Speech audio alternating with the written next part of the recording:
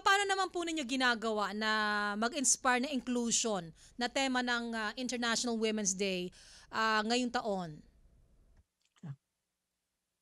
Miss Ched, sa amin po kasi dito sa Team Asia, pinaka-importante po talaga sa amin ang sineselebrate ang authentic selves ng bawat Team Asia. Para sa amin po, ang value nila ay dahil sa kanilang abilidad, sa kanilang mga talento, sa kanilang mga passion at inspirasyon sa buhay.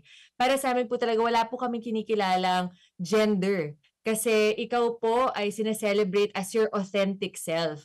So para sa amin po, ang mga programa po namin dito sa Team Asia ay ang una sa lahat ang equal opportunity policy namin na lahat po ng Team Asias may oportunidad sa learning, sa development, sa kanilang mentorship at ang kanilang advancement sa kanilang mga career at sa kanilang mga passion, hindi lang po sa trabaho natin pero sa mga ginagawa din po nila outside of work. Meron din po kaming zero violence policy para po talaga sa amin. Importante na nag-create po tayo ng isang safe at creative work environment.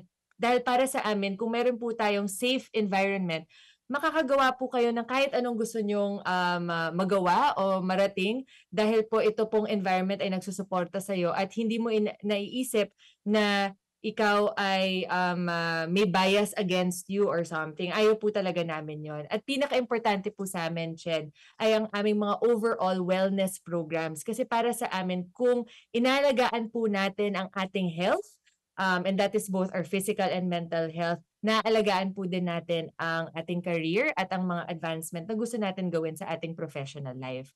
So para sa amin, yun po talaga ang aming advokasya na makagawa po talaga ng environment kung saan lahat ng tao nadadala po nila ang kanyang best selves to work kasi po sila ay hinahalagaan sa kanilang talento.